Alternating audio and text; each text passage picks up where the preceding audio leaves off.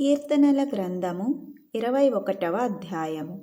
యెహోవా, రాజు నీ బలమును బట్టి సంతోషించుచున్నాడు, నీ రక్షణను బట్టి అతడు ఎంతో హర్షించుచున్నాడు. అతని మనోభీష్టము నీవు సఫలము చేయుచున్నావు. అతని పెదవులలో నుండి వచ్చిన ప్రార్థన నీవు మానక అంగీకరించుచున్నావు. శ్రేయస్కరమైన ఆశీర్వాదములతో నీవు అతనిని ఎదుర్కొనుచున్నావు. అతని తల మీద అపరంజి కిరీటము నీవు ఉంచియున్నావు. ఆయుష్ నిమ్మని అతడు నిన్ను వరమడుగగా నీవు దానిని అతనికి అనుగ్రహించి ఉన్నావు. సదాకాలము నిలుచు దీర్ఘాయువు నీవు దయచేసి ఉన్నావు.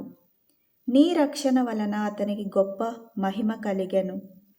గౌరవ ప్రభావములను నీవు అతనికి ధరింపజేసి ఉన్నావు.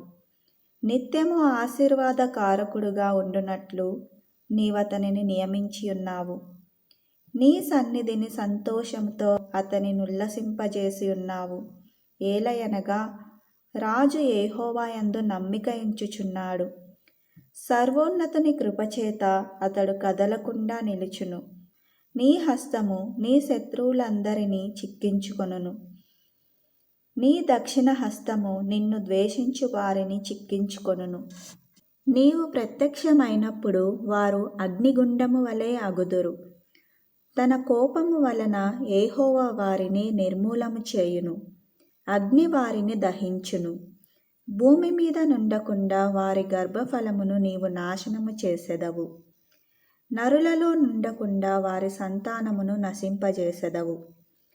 వారు నీకు కీడు చేయవలనని ఉద్దేశించిరి, దురుపాయము పన్నిరి, కాని దానిని కొనసాగింపలేకపోయిరి.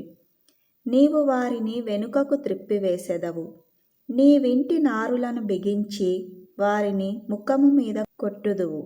యెహోవా, నీ బలమును బట్టి నిన్ను హెచ్చించుకొనుము. మేము గానము చేయుచు నీ పరాక్రమమును కీర్తించెదము.